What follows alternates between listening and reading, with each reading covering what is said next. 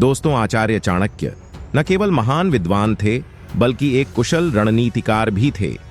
उनके विचारों और नीतियों ने न केवल उन्हें बल्कि उनके शिष्यों और अनुयायियों को भी शत्रुओं पर विजय पाने में मदद की। आज हम चाणक्य नीति के उन 7 महत्वपूर्ण रणनीतियों पर चर्चा करेंगे जिनसे आप अपने शत्रुओं से निपट सकते हैं और वह भी उससे बिना लड़े उसे उसकी औकात दिखा सकते हैं।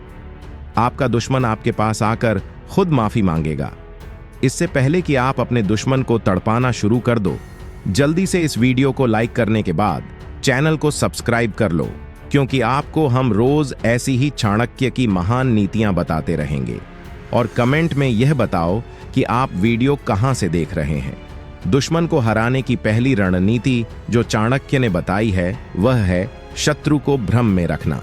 चाणक्य का मानना था कि अगर आप अपने शत्रु को उसके उद्देश्यों और योजनाओं के बारे में भ्रमित कर सकते हैं तो आप उसे आसानी से हरा सकते हैं। शत्रु को कभी भी यह पता नहीं चलना चाहिए कि आप क्या सोच रहे हैं या आपकी अगली चाल क्या होगी। ऐसा करने से शत्रु अपने कदम सोच समझकर नहीं उठा पाएगा और उसके फैसले गलत हो सकते हैं। उदाहरण के लिए, अगर किसी युद्ध में आप अपने शत्रु को यह दिखाने में कामयाब हो जाते हैं कि आपकी सेना कमजोर है, तो वह आपकी कमजोरी का फायदा उठाने की कोशिश करेगा। लेकिन जैसे ही वह हमला करेगा, आप अपनी वास्तविक ताकत से उसे मात दे सकते हैं।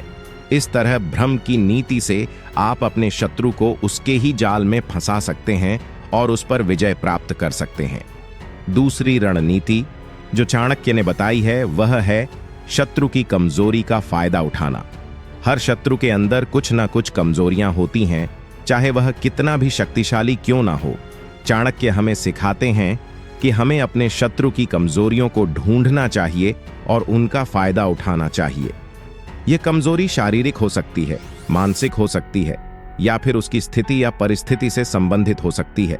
उदाहरण के लिए, अगर आपका शत्रु क्रोधी स्वभाव का है तो आप उसे क्रोधित करके उसकी निर्णय शक्ति को कमजोर कर सकते हैं। या अगर आपका शत्रु किसी आर्थिक समस्या से जूझ रहा है तो आप उसकी इस कमजोरी का फायदा उठाकर उसे हराने के लिए उसे और अधिक कमजोर कर सकते हैं।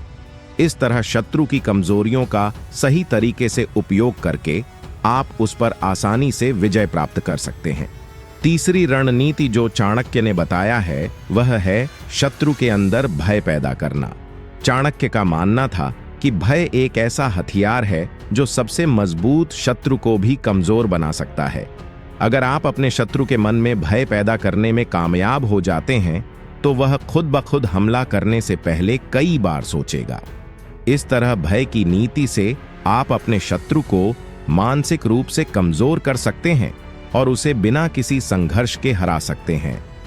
चौथी रणनीति जो चाणक्य ने बताई है वह है शत्रु को आपस में लड़ाना।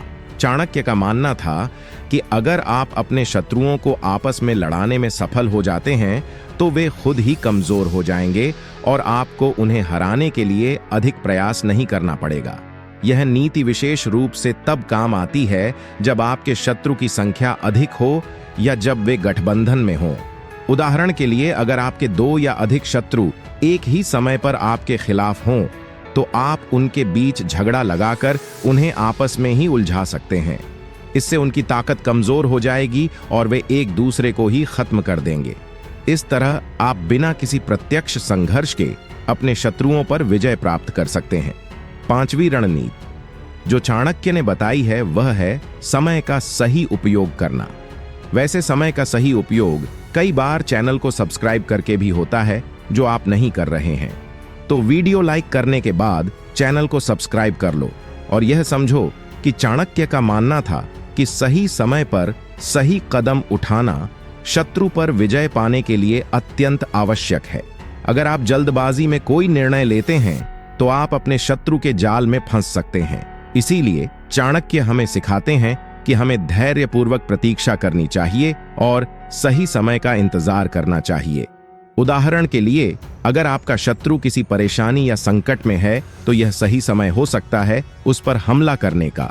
या अगर आप किसी योजना को लागू करने की सोच रहे हैं तो तब तक इंतजार करें जब तक कि परिस्थितियां आपके पक्ष में ना हो।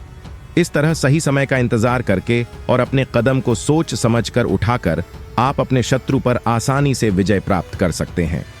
छठी रणनीति जो चाणक्य ने बताया है वह है शत्रु की जासूसी करना। चाणक्य ने हमेशा अपने शिष्यों को सिखाया कि शत्रु के हर कदम की जानकारी होना आवश्यक है। बिना जानकारी के आप अपने शत्रु की ताकत, कमजोरी और योजना के बारे में नहीं जान सकते। जासूसी के माध्यम से आप शत्रु की हर चाल को पहले से जान सकते हैं और उसके खिलाफ तैयारी कर सकते हैं। उदाहरण के लिए, अगर आपको यह पता चल जाए कि आपका शत्रु कब और कैसे हमला करने वाला है, तो आप पहले से ही उस हमले का मुकाबला करने के लिए तैयार रह सकते हैं। इस तरह जासूसी की मदद से आप शत्रु के हर कदम को विफल कर सकते हैं और उस पर जीत हासिल कर सकते हैं। सातवीं और अंतिम रणनीति जो चाणक्य ने बताई है वह है शत्रु के साथ संधि करना, लेकिन केवल तब जब यह आपके फायदे में हो। चाणक्य कहते हैं कि हमेशा लड़ाई ही समाधान नहीं होती, कभी कभी समझौता भी करना पड़ता है, लेकिन यह समझौता तभी करना चाहिए जब यह आपके लिए लाभदायक हो। उदाहरण के लिए, अगर आपका शत्रु बहुत शक्तिशाली है और उसके साथ सीधा मुकाबला करना आपके लिए नुकसानदायक हो सकता है, तो बेहतर होगा कि आप उसके साथ संधि कर लें। लेकिन इस संधि का उद्देश्य समय पाना और अपनी ताकत को बढ़ाना होना चाहिए, ताकि भविष्य में आप उसे पूरी तरह से हरा सकें। इस तरह संधि की नीति से आप बिना किसी प्रत्यक्ष नुकसान के अपने शत्रु से निपट सकते हैं और सही समय आने पर उस पर विजय प्राप्त कर सकते हैं। चाणक्य का कहना था कि दुश्मन को कभी भी कमजोर समझने की भूल नहीं करनी चाहिए, क्योंकि एक दिन वह आपके लिए खतरनाक साबित हो सकता है। साथ ही चाणक्य ने इस बात पर जोर दिया कि अपनी योजनाओं को दुश्मन के सामने गुप्त रखना चाहिए, क्योंकि यदि दुश्मन को आपकी योजनाओं का पता चल गया तो आपकी हार निश्चित है। उन्होंने दुश्मन को भ्रमित करने को भी एक महत्वपूर्ण रणनीति बताया है, क्योंकि जब दुश्मन भ्रमित होता है तभी उसे हराया जा सकता है। चाणक्य की सलाह थी कि अगर दुश्मन शक्तिशाली हो तो उसे सीधे टकराने के बजाय उसकी शक्ति को धीरे धीरे कम करना चाहिए। उन्होंने कहा कि दुश्मन के साथ कभी भी सीधे और खुले तौर पर संघर्ष नहीं करना चाहिए। इसके बजाय उसे अप्रत्यक्ष रूप से कमजोर करना अधिक प्रभावी होता है। चाणक्य का मानना था कि दुश्मन की कमजोरियों को पहचानना और उन पर वार करना जीत का एक प्रमुख तरीका है। एक और महत्वपूर्ण विचार यह था कि दुश्मन को अपने कार्यों और उसके बारे में भ्रमित रखना चाहिए, ताकि वह सही समय पर सही कदम न उठा सके। इसके अलावा चाणक्य ने इस बात पर जोर दिया कि दुश्मन की ताकत का आकलन करते समय उसकी चालाकी और योजनाओं का भी ध्यान रखना चाहिए, क्योंकि सिर्फ उसकी ताकत पर ध्यान देना आपकी हार का कारण बन सकता है। अंत में उन्होंने कहा कि दुश्मन के साथ गठबंधन करना एक प्रभावी तरीका हो सकता है, जिससे दुश्मन को पराजित करने में आसानी होती है। चाणक्य ने कहा कि दुश्मन से निपटने के लिए समय का सही उपयोग करना चाहिए, क्योंकि गलत समय पर उठाए गए कदम से दुश्मन का फायदा हो सकता है। इस तरह चाणक्य के यह विचार दुश्मनों से निपटने में सतर्कता, चालाकी और सही समय की अहमियत को दर्शाते हैं। इन विचारों के माध्यम से चाणक्य ने बताया कि दुश्मनों से निपटने के लिए धैर्य, चालाकी और रणनीति का सही उपयोग करना आवश्यक है। हम अपने दुश्मन के बारे में तो बहुत सोचते हैं, लेकिन दोस्तों को भूल जाते हैं। आप उन्हें मत भूलिए, बल्कि उनकी मदद कीजिए। इन नीतियों के अलावा भी चाणक्य ने अपने शत्रु को मात देने के कुछ उपाय बताए हैं। चाणक्य कहते हैं कि दुश्मन के हथियार का पता लगाएं। चाणक्य नीति की माने तो सबसे पहले दुश्मन के हथियार का पता लगाएं। दुश्मन का हथियार ही आपका सबसे बड़ा हथियार साबित हो सकता है, यानी कि आप दुश्मन की अच्छी व बुरी दोनों बातों के बारे में पता लगाएं। यह पता चलने के बाद आप उसे उकसाने की कोशिश कर सकते हैं, ताकि वह अपना आपा खो दे और क्रोधित होकर अपना विवेक भी खो बैठे। दुश्मन से आधी बाजी तो आप वहीं जीत लेते हैं। शत्रु को कभी घायल करके न छोड़ें। चाणक्य नीति में लिखा है कि कभी भी सांप और शत्रु को घायल करके छोड़ना घातक हो सकता है। यदि रोग का पूरा इलाज न हो तो वह आपके जीवन को बर्बाद करने के लिए काफी होता है। उसी तरह दुश्मन को घायल कर छोड़ देने पर वे आपको बर्बाद करने का या मारने का मौका ढूंढेंगे और मौका पाते ही आप पर झट से हमला कर देंगे। अपने राज कभी किसी से न बताएं। चाणक्य नीति के मुताबिक जिस प्रकार सूखा पड़ने पर जमीन बंजर हो जाती है, तो सभी उस राज्य को छोड़कर हरे भरे राज्य में प्रस्थान करते हैं ताकि जन जीवन बचाया जा सके। वैसे ही किसी को अपने सारे राज्य नहीं बताने चाहिए। इसके अलावा शत्रु को मात देने के लिए कूटनीति का भी इस्तेमाल किया जा सकता है। व्यक्ति को अपने दुश्मन को मात देने से पहले उससे जुड़ी जानकारी हासिल करनी चाहिए, क्योंकि इससे आपको दुश्मन की ताकत और कमजोरी दोनों के बारे में पता चलेगा और उसी के आधार पर आप दुश्मन को हराने की रणनीति तैयार कर सकते हैं। आचार्य चाणक्य का कहना है कि दुश्मन को हराने के लिए हमेशा बुद्धिमत्ता और सूझबूझ से काम लेना चाहिए। यदि कोई आपका अपमान करता है तो गुस्सा करने के बजाय शांत रहें, क्योंकि ऐसे व्यक्ति के समक्ष शांत रहना ताकत का प्रतीक होता है। आचार्य चाणक्य ने इस कथन के जरिए बताया है कि दुश्मन कितना ही ताकतवर क्यों न हो, अगर वह आपको तकलीफ दे रहा है तो उसके सामने खुश रहना चाहिए। चाणक्य के अनुसार दुश्मन के लिए यह ऐसी सजा है जिसका कोई इलाज नहीं। दुश्मन पर जीत हासिल करने का यह अचूक उपाय है जिसमें न किसी हथियार की जरूरत है न ही सहयोगियों की। आप अकेले ही खुश रहकर विरोधियों को ऐसा दर्द देंगे जो सीधे उसके कलेजे पर वार करेगा।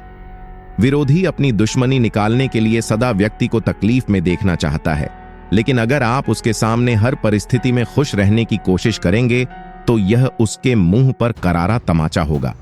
साथ ही हंसते हंसते परेशानी का हल निकालना भी आपके लिए आसान हो जाएगा, क्योंकि इससे विरोधी के हौसले पस्त हो जाएंगे और यह उसके लिए सबसे बड़ी सजा होगी।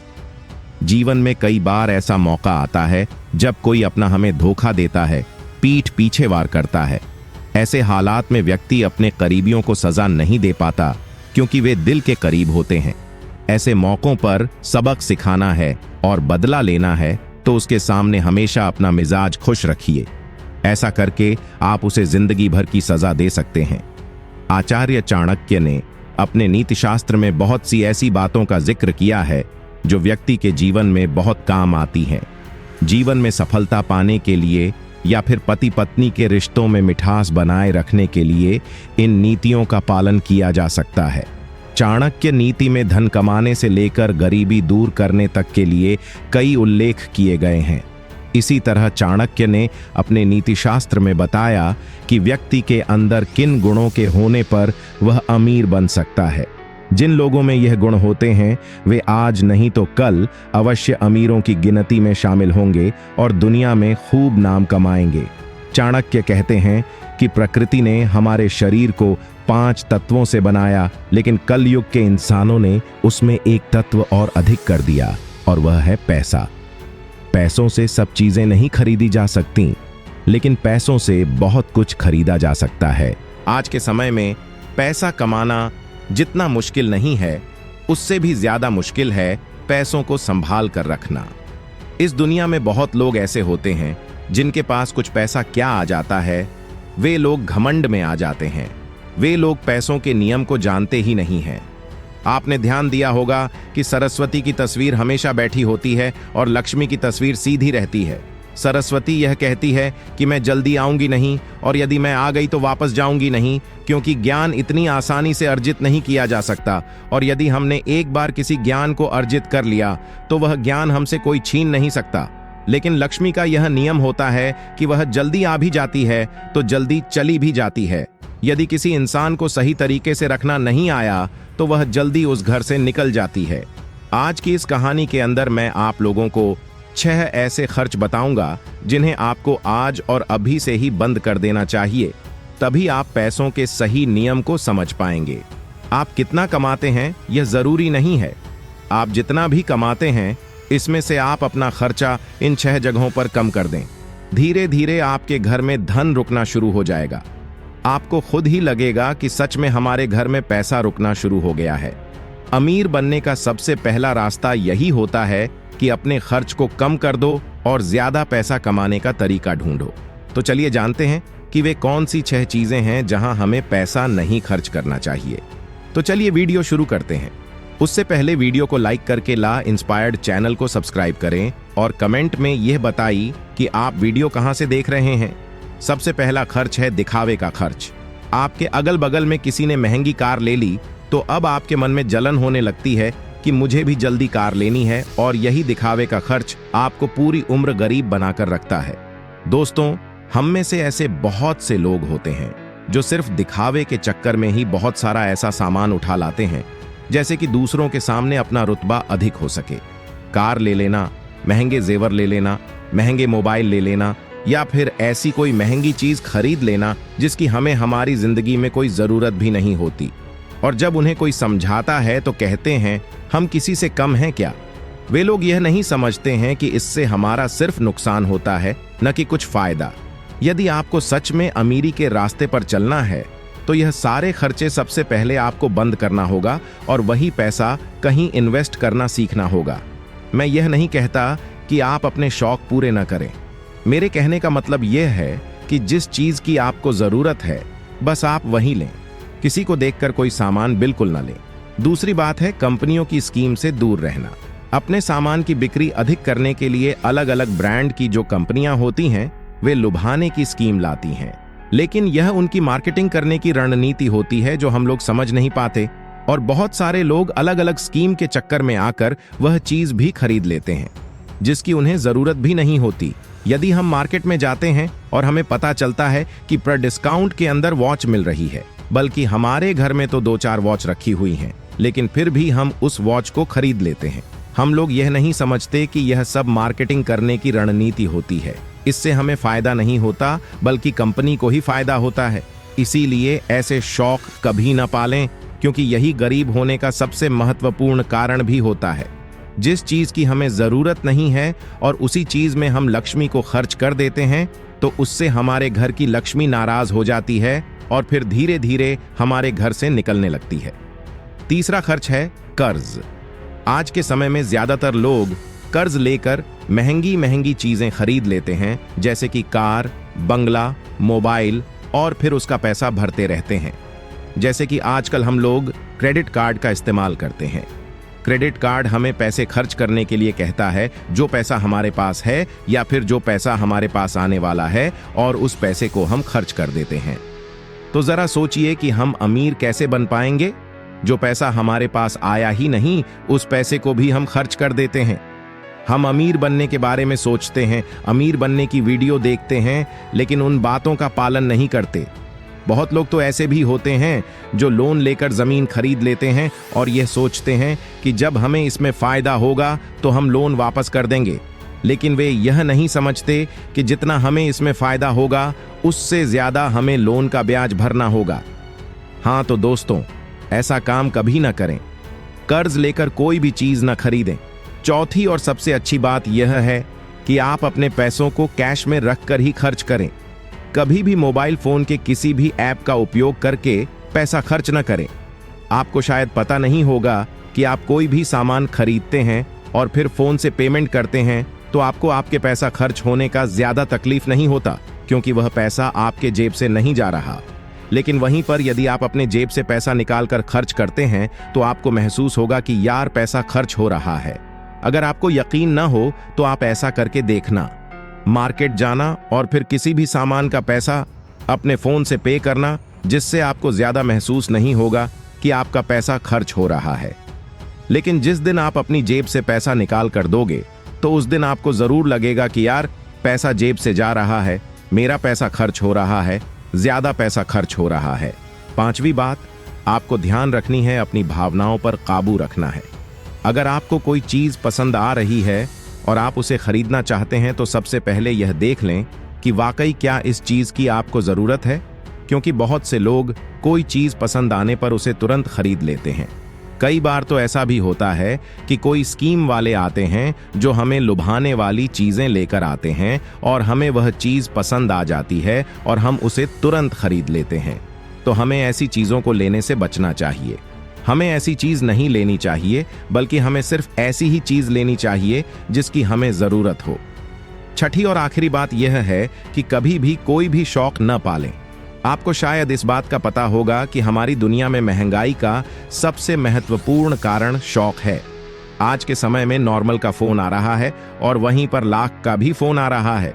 दोनों में फर्क इतना है, किसी को का फोन रखने का शौक है तो किसी को लाख का रखने का शौक है। हाँ, यहां पर आदमी की अमीरी भी दर्शाती है, क्योंकि अमीर आदमी महंगा फोन रखेगा तो लगेगा कि वह अमीर है, तो यह शौक ही तो हुआ। शौक है तभी तो उसने महंगा फोन रखा। इसीलिए महंगाई का कारण है शौक, और किसी भी चीज की महंगाई नहीं है। इसीलिए लोग समय समय पर शौक वाली चीजें बनाते रहते हैं, अच्छी अच्छी चीज बनाकर हमें लुभाने के लिए लेकर आते रहते हैं, ताकि हमें वह चीज पसंद आ जाए और हम उसे तुरंत खरीद लें, क्योंकि उन्हें पता है कि ना लोगों का शौक खत्म होगा और ना ही उनका मार्केटिंग बंद होगा। तो इसीलिए अपने शौक पर काबू करें, जितना हो सके कम शौक करें, क्योंकि शौक करने से हमारी जिंदगी नहीं चलेगी, बल्कि मेहनत करने से और पैसे को अपने पास सेव करने से जिंदगी चलेगी। क्योंकि आज के समय में पैसा ही सब कुछ है। भले ही आज के समय में हमसे कितने भी लोग यह बात कहते हैं कि पैसा ही सब कुछ नहीं होता, लेकिन यदि उनकी जिंदगी में सही तरीके से ध्यान रखकर देखा जाए तो उनके लिए पैसा ही सब कुछ होता है। वो पैसों के लिए ही इधर उधर भाग रहे हैं और हमें कहते हैं पैसों के पीछे मत भागो। तो दोस्तों, इस वीडियो में चाणक्य ने कुछ फिजूल खर्च बताने की कोशिश की है, ताकि उन खर्चों को आपको कंट्रोल में करना चाहिए, ताकि आपके पास पैसा बचे और जरूरत के समय वह पैसा आपके काम आ सके। और वह पैसा जब जरूरत के समय हमारे काम आता है तो हमारे दिल को जो शांति मिलती है वह सच में बहुत ही अद्भुत शांति होती है। दोस्तों, आइए अब इसे कहानी के माध्यम से समझते हैं। एक बार की बात है, एक गांव में दो औरतें रहती थीं। एक के पास एक भैंस थी और एक के पास एक बकरी थी। जिसके पास भैंस थी वह औरत सही तरीके से किसी भी चीज को संभाल कर रखना नहीं जानती थी। उसकी भैंस दूध तो बहुत देती थी, लेकिन उसने दूध की कीमत जानी ही नहीं और वह दूध घर की बिल्ली को पिला देती थी। उस दूध को ऐसे ही खर्च कर देती थी। दूध को सही तरीके से उपयोग में कैसे लिया जाता है वह औरत जानती ही नहीं थी। और जिसके पास बकरी थी वह दूध की कीमत जानती थी और वह दूध की एक एक बूंद को बचाकर रखती थी और उससे दही जमाकर घी निकाल लेती थी। धीरे धीरे वह बहुत सारा घी इकट्ठा कर लेती है। अब जिसके पास भैंस थी उसने दूध की अहमियत कभी जानी ही नहीं थी। उसने कभी भी दूध से घी निकालने के बारे में सोच ही नहीं थी। फिर एक दिन उसके घर में कुछ मेहमान आ जाते हैं और मेहमानों को तो रूखी रोटी नहीं खिलाया जा सकता, यह तो आप हम सभी जानते हैं। तो इसीलिए वह औरत उस औरत के पास जाती है जिसके पास बकरी थी। उस औरत के पास से एक पांव घी ले आती है। वह औरत यह कहकर घी लाती है कि मैं जल्द ही अपनी भैंस का दूध निकालकर घी निकालूंगी तो मैं तुम्हें तुम्हारा घी वापस कर दूंगी। और बकरी रखने वाली औरत उसको उधार के तौर पर घी दे देती है और फिर वह औरत अपने मेहमानों को खाना खिला देती है। उसके बाद बहुत दिन निकल जाते हैं, लेकिन वह भैंस रखने वाली औरत उसको घी वापस नहीं करती। यह एक दिन फिर बकरी रखने वाली औरत भैंस रखने वाली औरत के पास जाती है और कहती है कि मैं तुम्हें एक बार घी दी थी तो मैं वह घी वापस लेने आई हूं। यह सुनकर वह औरत कहती है, कौन सा घी? तू भला मुझे घी कैसे दे सकती है? मेरे पास तो भैंस है और तेरे पास तो बकरी है, और मैं भला तुझसे घी क्यों मांगूंगी? मेरे पास तो इतनी अच्छी भैंस है और उसका तो बहुत ज्यादा दूध होता है। मैं तो खुद उससे घी निकाल लूंगी, मैं भला तुझसे घी क्यों उधार लूंगी? यह कहकर वह देने से मना कर देती है और फिर बकरी रखने वाली औरत वापस आ जाती है, क्योंकि उसको यह पता था कि कोई भी अब मेरी बात पर विश्वास नहीं करेगा, क्योंकि उसके पास तो भैंस है। लेकिन फिर भी उसने कई लोगों से बोली, पर इस बात को कोई मानने को तैयार ही नहीं था। सबका जवाब एक सा था कि भला भैंस रखने वाला बकरी रखने वाले से घी उधार क्यों लेगा। यह बात कोई भी मानने को तैयार नहीं था। उसी गांव के बाहर एक गुरु रहते थे और फिर वह बकरी रखने वाली औरत उस गुरु के पास जाती है और उन्हें अपनी सारी समस्याएं बताती है। उसके बाद उस गुरु ने भैंस रखने वाली औरत को बुलवाया और फिर वह औरत भी उस गुरु के पास पहुंच जाती है और वह भी अपनी बात बताते हुए कहती है कि गुरुदेव, यह झूठ बोल रही है, मेरे पास तो भैंस है और भला मैं इससे घी क्यों लूंगी?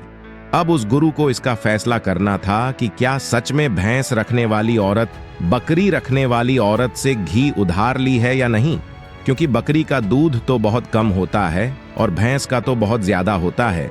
तो क्या जरूरत हो गई कि एक भैंस वाली को बकरी वाली से घी उधार लेना हुआ। अब गुरु बहुत देर सोचते हैं और उसके बाद दोनों औरतों को अपने पास बुलाकर एक एक लौटा पानी देते हुए कहते हैं कि यह पानी लेकर जाओ और दोनों ही अच्छे से हाथ पैर धोकर आओ। अब एक लौटा पानी देखकर भैंस रखने वाली औरत कहती है कि गुरुदेव, सिर्फ एक लौटा पानी से हाथ पैर कैसे धो पाऊंगी। लेकिन बकरी रखने वाली औरत उस लौटे को लेकर चली जाती है और वह अच्छे से अपने हाथ पैर धोती है और उसके बाद भी वह लौटे के अंदर कुछ पानी बचा भी लाती है और वापस गुरु के पास आ जाती है। लेकिन भैंस रखने वाली औरत लौटा लेकर जाती है और उसने तो सिर्फ अपना हाथ धोया और उस लोटे को खाली करके वापस ले आती है। जैसे ही वापस लाकर दोनों लोटे रखे जाते हैं, तभी वह गुरु कहते हैं कि भैंस रखने वाली औरत ने बकरी रखने वाली औरत से घी ली थी और उसे घी वापस करना चाहिए। अब जो गांव के लोग पास में बैठे थे, उन्होंने कहा, गुरुदेव, इससे कैसे साबित हो सकता है कि भैंस रखने वाली औरत ने बकरी रखने वाली औरत से घी उधार ली है। उसके बाद वह गुरु कहते हैं कि जरा इन लोटों पर ध्यान दो। इस औरत ने लोटे में इतना पानी बचा भी लिया और हाथ पैर मुंह सब धो भी लिया। यह होती है किसी भी चीज की अहमियत को समझना। और दूसरी औरत ने सिर्फ मुंह धोकर ही लोटे का सारा पानी खत्म कर दिया, क्योंकि उसको इस पानी की कीमत नहीं पता थी। और जिस चीज की हमको कोई कदर नहीं होती, वह भले ही हमारे पास कितने भी हो, वह नष्ट हो ही जाती है, वह खत्म हो ही जाती है। और यदि हमारे पास कोई भी चीज कम है और यदि हम उसको सही तरीके से इस्तेमाल में लेते हैं और उसकी कीमत को जानते हैं, तो जरूर उससे हम फायदा ले सकते हैं। बकरी रखने वाली औरत ने दूध बचाकर उससे मक्खन निकाली और उससे घी बनाई, जबकि भैंस रखने वाली औरत को दूध की कदर नहीं थी। इसीलिए इतने दूध होने के बावजूद भी उसके घर में मेहमानों के लिए घी नहीं था। यह बात सत्य है। उसके बाद भैंस रखने वाली औरत उस गुरु के चरणों में गिर जाती है और कहती है, महाराज, मुझे क्षमा कर दीजिए, मैं अभी घर जाकर उसे वापस दे दूंगी। इसके बाद गुरु कहते हैं, बूंद बूंद से सागर भरता है। हमारे पूर्वजों ने यह कहावत यूं ही नहीं बनाई। हमारी छोटी छोटी बचत हमारे भविष्य में एक महत्वपूर्ण लाभ बनकर हमें मिलती है और यह बात बहुत ही कम लोग जान पाते हैं। यही बात हमारे घर में लक्ष्मी पर लागू होती है। यदि हम लक्ष्मी को बचाएंगे तो वही लक्ष्मी हमें भविष्य में अधिक लाभ बनकर मिलेगी। दोस्तों, उम्मीद है कि कहानी तो आपको समझ में आ गई होगी। दोस्तों, अगर कोई आपको इग्नोर कर रहा है या आपकी बातों को महत्व नहीं दे रहा, तो यह वीडियो आपके लिए है। जब कोई भाव नहीं देता तो हमारा दिल बहुत दुखता है, लेकिन जब वह व्यक्ति भाव नहीं देता जिससे हमें सबसे ज्यादा उम्मीद हो, तो मानो दिल के 1000 टुकड़े हो जाते हैं। लेकिन अब ऐसा और नहीं होगा, क्योंकि हम आपको बताएंगे चाणक्य नीति के कुछ महत्वपूर्ण सिद्धांतों को, जिनका उपयोग करके आप उस व्यक्ति को खुद से बातचीत करने के लिए प्रेरित कर सकते हैं। इस वीडियो को देखने के बाद वह व्यक्ति जो आपको इग्नोर कर रहा है, वह खुद आपके पास आकर बात करेगा और आपके लिए तड़प जाएगा।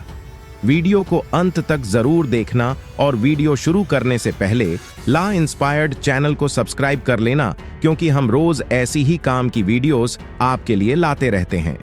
चाणक्य नीति के अनुसार सबसे पहली चीज जो आपको करनी होगी किसी को अपने पास आकर्षित करने के लिए, वह है धैर्य और संयम।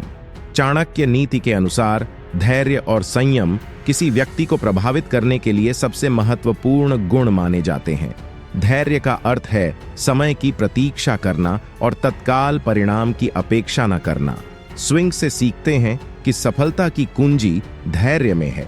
जब आप धैर्य रखते हैं तो आप उन परिस्थितियों का सामना करने के लिए तैयार रहते हैं जो आपके नियंत्रण से बाहर होती हैं। यह मानसिक शांति और स्थिरता बनाए रखने में मदद करता है, जिससे आप अपने लक्ष्यों को बेहतर तरीके से प्राप्त कर सकते हैं। संयम का मतलब है अपनी भावनाओं पर नियंत्रण रखना और आवेगपूर्ण कार्यों से बचना।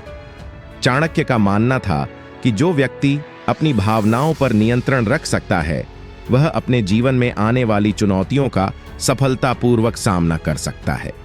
जब आप संयमित रहते हैं तो आप अधिक तर्क संगत और बुद्धिमानी से निर्णय लेते हैं, जिससे आप अपनी प्रतिष्ठा और संबंधों को बनाए रख सकते हैं, क्योंकि लोग उन व्यक्तियों की सराहना करते हैं जो कठिन परिस्थितियों में भी शांत और संयमित रहते हैं।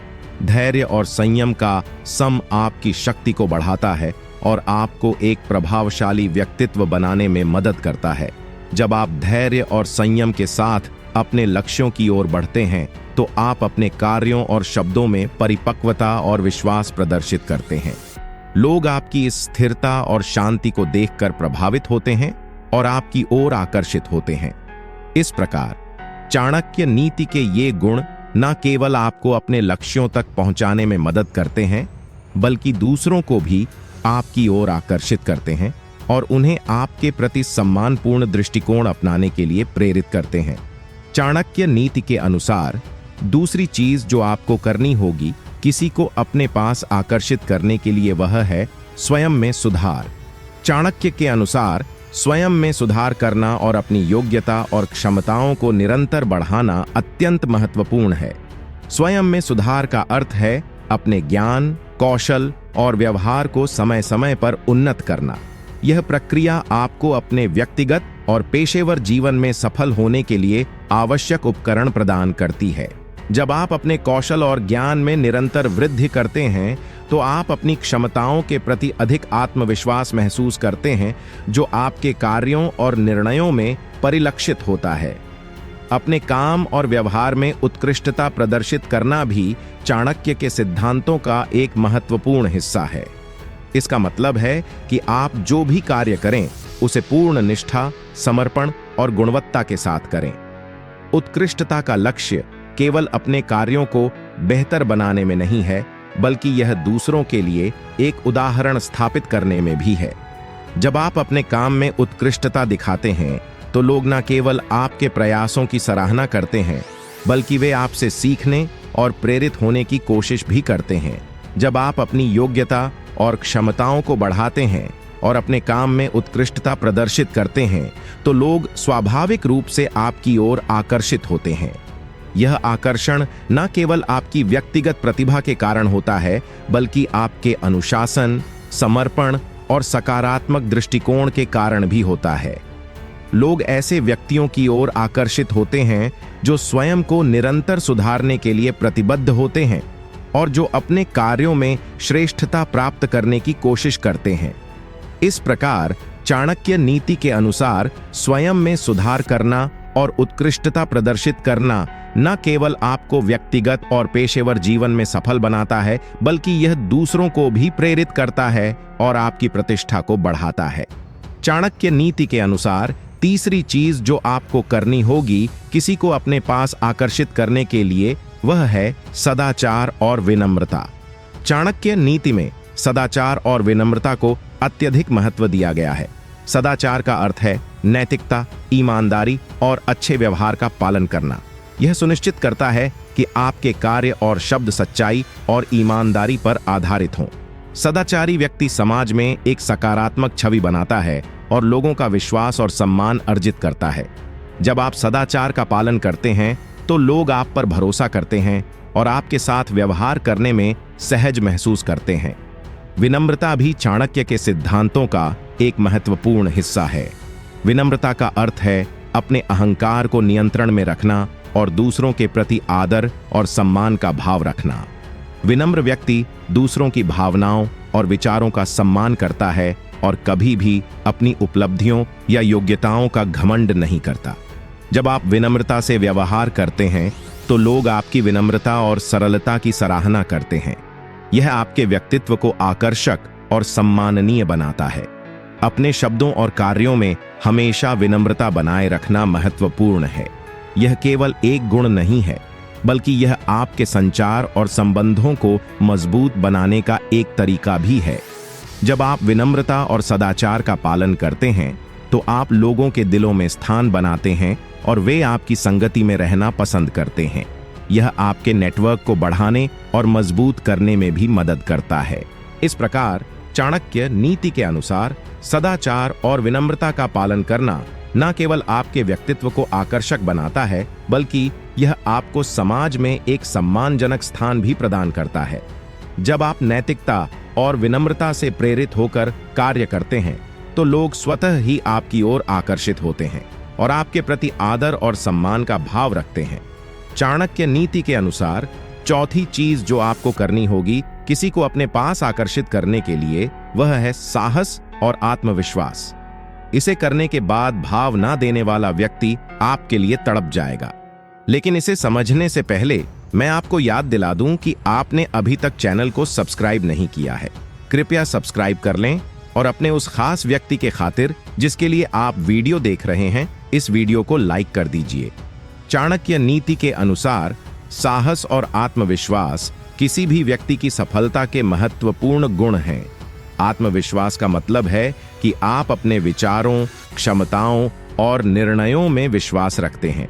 जब आप आत्मविश्वास से भरे होते हैं, तो आप अपने कार्यों और विचारों को दृढ़ता से प्रस्तुत करते हैं। यह न केवल आपके व्यक्तित्व को मजबूत बनाता है, बल्कि दूसरों को भी यह विश्वास दिलाता है कि आप अपने लक्ष्यों को प्राप्त कर सकते हैं। आत्मविश्वास से भरे व्यक्ति की बातें और कार्य दूसरों को प्रभावित करते हैं और वे उसकी राय और सुझावों को गंभीरता से लेते हैं। साहस भी एक महत्वपूर्ण गुण है जो चाणक्य नीति में विशेष महत्व रखता है। साहस का अर्थ है किसी भी चुनौती या कठिनाई का सामना करने की हिम्मत और इच्छा शक्ति, जो आपको जोखिम उठाने, नए अवसरों का पीछा करने और असफलताओं से डरने के बजाय उनसे सीखने की क्षमता देता है। जब आप साहस दिखाते हैं, तो आप न केवल अपनी सीमाओं को पार करते हैं, बल्कि दूसरों को भी प्रेरित करते हैं। साहसी व्यक्ति हमेशा कठिन परिस्थितियों में भी धैर्य और धीरज बनाए रखता है, जिससे लोग उसकी तारीफ और सम्मान करते हैं। साहस और आत्मविश्वास से भरा व्यक्तित्व हमेशा दूसरों को प्रभावित करता है। जब आप आत्मविश्वास और साहस के साथ अपने विचारों और कार्यों को प्रस्तुत करते हैं, तो लोग आपके दृढ़ विश्वास और उत्साह को महसूस करते हैं। यह उनके मन में आपके प्रति एक सकारात्मक और प्रभावशाली छवि बनाता है। ऐसे व्यक्ति के साथ लोग सहयोग करना और उसकी नेतृत्व क्षमता को मान्यता देना पसंद करते हैं। चाणक्य नीति के अनुसार पांचवी चीज जो आपको करनी होगी किसी को अपने पास आकर्षित करने के लिए, वह है समय की प्रतीक्षा। चाणक्य नीति के अनुसार सही समय की प्रतीक्षा करना किसी भी कार्य को सफलतापूर्वक संपन्न करने के लिए अत्यंत महत्वपूर्ण है। सही समय पर किया गया कार्य सबसे प्रभावी और फलदायक होता है। अक्सर हम जल्दबाजी में निर्णय ले लेते हैं या कार्य करते हैं, जिससे परिणाम स्वरूप हमें असफलता का सामना करना पड़ता है। इसीलिए चाणक्य हमें सिखाते हैं कि हमें धैर्यपूर्वक सही समय का इंतजार करना चाहिए और तभी कार्य करना चाहिए जब परिस्थितियां हमारे पक्ष में हों। पहला पहलू सही समय की प्रतीक्षा करने का यह है कि हमें अपने लक्ष्य और परिस्थितियों का सही मूल्यांकन करना चाहिए। जल्दबाजी में लिए गए निर्णय अक्सर हमें गलत रास्ते पर ले जाते हैं। सही समय की प्रतीक्षा करने से हमें यह सुनिश्चित करने का अवसर मिलता है कि हम पूरी तरह से तैयार हैं और हमारी योजना मजबूत और ठोस है। यह हमारी सफलता की संभावनाओं को बढ़ाता है और हमें अनावश्यक जोखिमों से बचाता है। दूसरा पहलू यह है कि सही समय की प्रतीक्षा करना हमें धैर्य और संयम सिखाता है।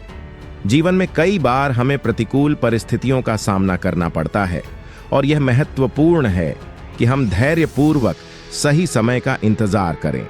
इससे हमें मानसिक शांति मिलती है और हम तर्कसंगत और विवेकपूर्ण निर्णय ले सकते हैं।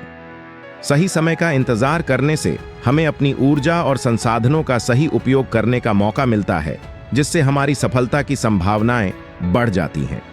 अंत में सही समय पर किया गया कार्य न केवल हमें सफलता दिलाता है, बल्कि यह हमारे कार्यों को प्रभावी और सम्मानजनक भी बनाता है।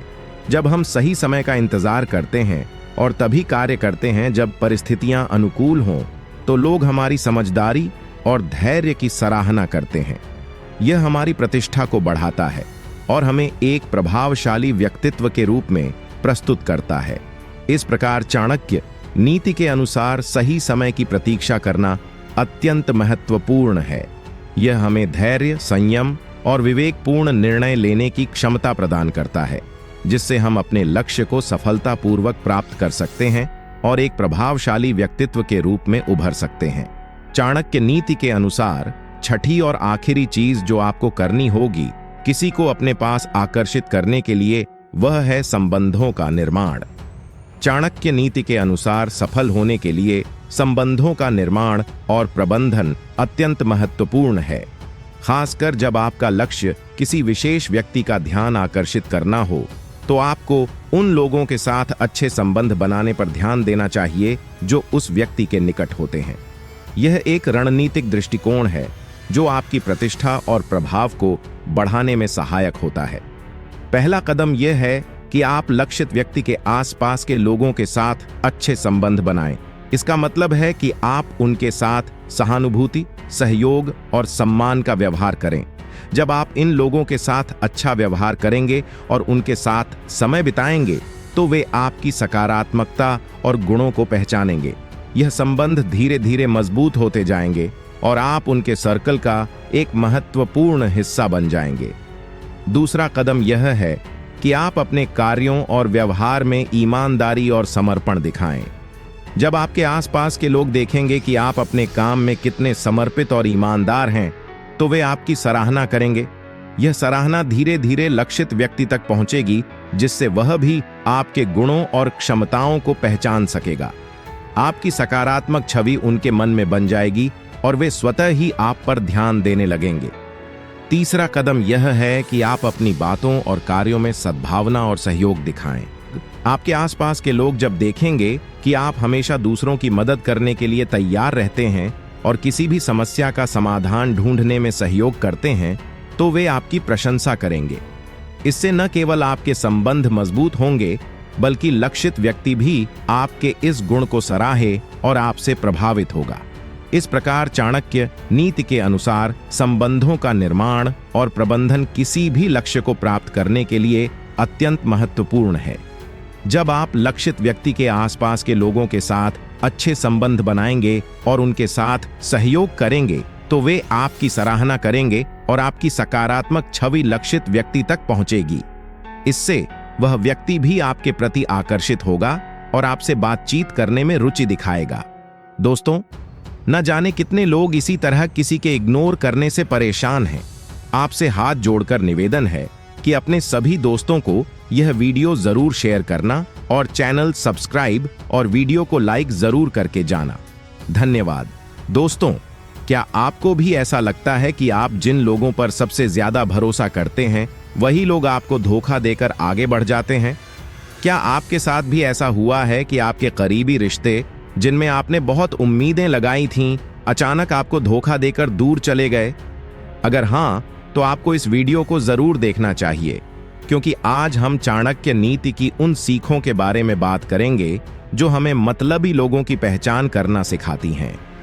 आचार्य चाणक्य का मानना था कि हमें हमेशा सतर्क रहना चाहिए, क्योंकि दुनिया में ऐसे बहुत से लोग हैं जो अपने स्वार्थ के लिए किसी भी हद तक जा सकते हैं। इस वीडियो को देखने के बाद आप कभी किसी के झांसे में नहीं आएंगे और मतलबी लोगों से दूर रहकर अपनी जिंदगी को बेहतर बना पाएंगे। चाणक्य की नीति सिखाती है कि जब भी कोई व्यक्ति केवल अपने फायदे के लिए आपके करीब आता है, तो वह व्यक्ति मतलबी हो सकता है। इन लोगों को पहचानना थोड़ा मुश्किल हो सकता है, क्योंकि वे दिखावे में मीठे और मददगार लगते हैं, लेकिन अंदर से उनके इरादे स्वार्थी होते हैं। ऐसे लोग आपको धोखा देकर आपकी भावनाओं का फायदा उठाते हैं, और जब उनका काम हो जाता है तो वे आपकी परवाह नहीं करते।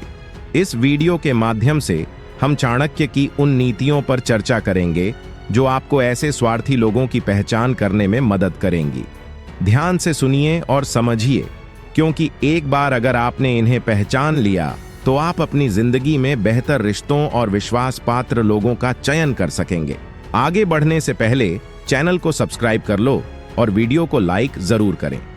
मतलबी लोगों की पहली पहचान चाणक्य ने बताई है कि वे केवल तब आपके करीब आते हैं जब उन्हें आपसे कोई फायदा हो। चाणक्य कहते हैं कि मतलबी लोग आपके साथ तभी नजर आते हैं जब उन्हें आपसे कोई काम हो। यह लोग आपको तब तक अनदेखा करेंगे जब तक उनकी जरूरतें पूरी नहीं हो जाती। जब उनका काम निकल जाता है तो वे आपको नजरअंदाज कर देते हैं। ऐसे लोग दिखावे में अच्छे और मददगार लग सकते हैं, लेकिन उनके इरादे हमेशा स्वार्थी होते हैं। जब तक आप उन्हें कुछ फायदा पहुंचाते हैं तब तक वे आपके साथ बने रहते हैं, चाहे वह पैसों की मदद हो या किसी अन्य प्रकार की सहायता। यह लोग आपके आसपास मंडराते रहते हैं, लेकिन जब आपको उनकी जरूरत होती है तो वे न जाने कहां गायब हो जाते हैं। चाणक्य कहते हैं कि ऐसे लोगों से दूर रहना ही समझदारी है, क्योंकि यह लोग आपकी जिंदगी में केवल अस्थायी रूप से होते हैं। उदाहरण के लिए, आपने देखा होगा कि कुछ लोग तभी आपके पास आते हैं जब उन्हें किसी मदद की जरूरत होती है, जैसे कि पैसों की या किसी काम में मदद की। जब उनका काम हो जाता है तो वे आपको पहचानने से भी इनकार कर देते हैं। अगर आप ऐसे लोगों से घिरे हैं तो सावधान रहिए, क्योंकि वे सिर्फ अपने लाभ के लिए आपके साथ होते हैं। इसीलिए अपने जीवन में केवल उन लोगों को महत्व दें जो बिना स्वार्थ के आपके साथ खड़े हों। रिश्तों में सच्चाई और ईमानदारी होना जरूरी है, वरना आपका दिल बार बार टूटेगा। याद रखें, चाणक्य की यह नीति आपको उन स्वार्थी लोगों से बचने में मदद करेगी जो केवल अपने फायदे के लिए आपके जीवन में होते हैं। मतलबी लोगों की दूसरी पहचान चाणक्य ने बताई है कि वे आपकी कमजोरियों का फायदा उठाने की कोशिश करते हैं। आचार्य चाणक्य का कहना था कि मतलबी लोग आपकी कमजोरियों को ढूंढकर उसका फायदा उठाते हैं। वे जानबूझकर आपकी कमजोरियों पर ध्यान देते हैं ताकि वे आपको मानसिक रूप से नियंत्रित कर सकें। ऐसा व्यक्ति आपको धीरे धीरे अपने जाल में फंसा लेता है, ताकि जब आपको उसकी सबसे ज्यादा जरूरत हो तब वह आपकी भावनाओं के साथ खेल सके। ये लोग अक्सर आपके आत्मसम्मान को चोट पहुंचाते हैं और आपकी असुरक्षा को गहरा कर देते हैं।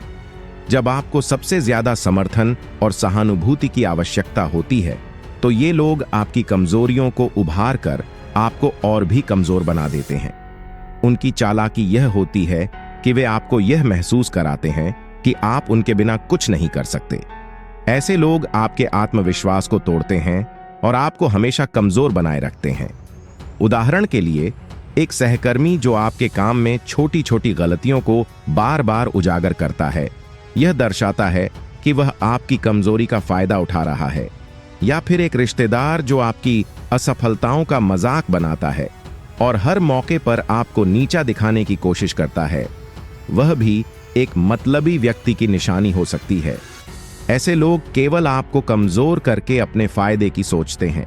इसीलिए चाणक्य की नीति यह सिखाती है कि ऐसे लोगों से सावधान रहना जरूरी है जो आपकी कमजोरियों का फायदा उठाते हैं।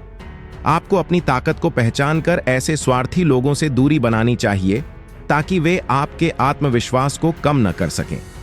मतलबी लोगों की तीसरी पहचान चाणक्य ने बताई है कि वे दिखावे में मीठे और पीछे से धोखेबाज होते हैं। चाणक्य का कहना था कि ऐसे लोग सामने से आपके साथ बहुत मीठे और दयालु होते हैं, लेकिन जब आप उनकी नजरों से दूर होते हैं तो वे आपकी बुराई करने से नहीं चूकते।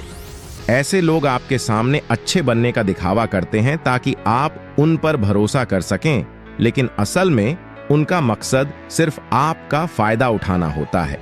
ये लोग हमेशा आपकी तारीफों के पुल बांधते रहेंगे ताकि आपको लगे कि वे आपके सच्चे मित्र हैं, लेकिन जब आप वहां नहीं होते तो वे आपकी पीठ पीछे आपकी आलोचना करते हैं। उनके शब्द और उनके कार्यों में हमेशा एक अंतर होता है जिसे समझना बहुत जरूरी है। ऐसे लोग आपको सामने से अच्छा महसूस कराएंगे, लेकिन आपके भरोसे का गलत फायदा उठाएंगे। उदाहरण के तौर पर, एक मित्र जो आपके सामने हमेशा आपकी तारीफ करता है लेकिन आपके पीठ पीछे आपकी गलतियां गिनाता है, वह मतलबी है। ऐसा व्यक्ति सिर्फ अपने फायदे के लिए आपके साथ जुड़ा रहता है और मौका मिलने पर आपको धोखा देने से नहीं हिचकिचाएगा। असल में आपकी पीठ पीछे धोखा दें।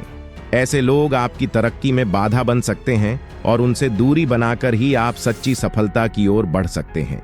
मतलबी लोगों की चौथी पहचान चाणक्य ने बताई है कि वे आपके सफल होने पर जलन महसूस करते हैं। दरअसल चाणक्य का मानना था कि जब आप किसी लक्ष्य को हासिल कर लेते हैं या सफल हो जाते हैं तो मतलबी लोग आपकी सफलता से जलते हैं। वे आपके सामने खुश होने का नाटक करेंगे, लेकिन अंदर ही अंदर आपकी तरक्की से चिढ़ते हैं। उनकी यही जलन समय के साथ आपके रिश्ते को खराब कर सकती है और उनके असली चेहरे को सामने ला सकती है। जब आप सफल होते हैं तो सच्चे मित्र और परिवार वाले आपके साथ उस खुशी को बांटते हैं, लेकिन मतलबी लोग आपके साथ ऐसा नहीं करते।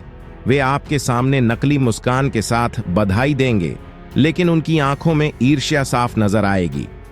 ऐसे लोग आपकी सफलता को पचा नहीं पाते और हर संभव कोशिश करते हैं कि वे आपको किसी तरह नीचा दिखा सकें। उदाहरण के लिए, एक सहकर्मी जो आपकी प्रमोशन पर बधाई देने के बजाय उसे छोटा करके दिखाता है, या फिर कोई दोस्त जो आपकी खुशी में शामिल न होकर आपको नजरअंदाज करता है, वह मतलबी हो सकता है। ये लोग आपकी सफलता से असहज होते हैं और इसे सहन नहीं कर पाते। चाणक्य की नीति हमें सिखाती है कि ऐसे लोगों से बचकर रहना चाहिए, क्योंकि उनके साथ रिश्ते रखना आपके लिए नुकसानदेह हो सकता है। वे आपकी खुशी में भागीदार बनने के बजाय आपकी तरक्की को रोकने की कोशिश करेंगे। मतलबी लोगों की पांचवी पहचान चाणक्य ने बताई है कि वे आपके संघर्ष में साथ नहीं होते, लेकिन सफलता पर हक जताते हैं। आचार्य चाणक्य कहते हैं कि मतलबी लोग कभी आपके संघर्षों में साथ नहीं खड़े होते। जब आप किसी मुश्किल से गुजर रहे होते हैं तो ये लोग हमेशा दूर रहते हैं, लेकिन जैसे ही आप सफल होते हैं, ये लोग आपके करीब आ जाते हैं और आपकी सफलता का श्रेय भी लेना चाहते हैं। ये लोग आपको तब याद नहीं करेंगे जब आप किसी कठिन समय में होते हैं, लेकिन जैसे ही आपको सफलता मिलती है, ये लोग आपको बधाई देंगे, मानो आपकी सफलता में उनका भी बड़ा योगदान हो। उदाहरण के लिए, कोई व्यक्ति जो आपके संघर्षों में कभी मदद के लिए नहीं आया, लेकिन आपकी सफलता पर अचानक आपके करीब आ जाता है और हर जगह आपके साथ दिखने की कोशिश करता है, वह मतलबी हो सकता है। चाणक्य की यह नीति सिखाती है कि सच्चे रिश्ते संघर्ष और सफलता दोनों में साथ होते हैं। जो लोग आपके मुश्किल समय में दूर रहे, उन्हें आपकी सफलता में भी हिस्सेदारी का अधिकार नहीं होना चाहिए। ऐसे लोगों से हमेशा दूर रहे, ताकि आप अपनी जिंदगी में सच्ची खुशियां और सच्चे रिश्ते बना सकें। और एक रिश्ता प्यारा सा हमारे चैनल के साथ बना लो। चैनल को सब्सक्राइब कर लो और वीडियो लाइक करने के बाद अपने सभी दोस्तों के साथ शेयर कर देना।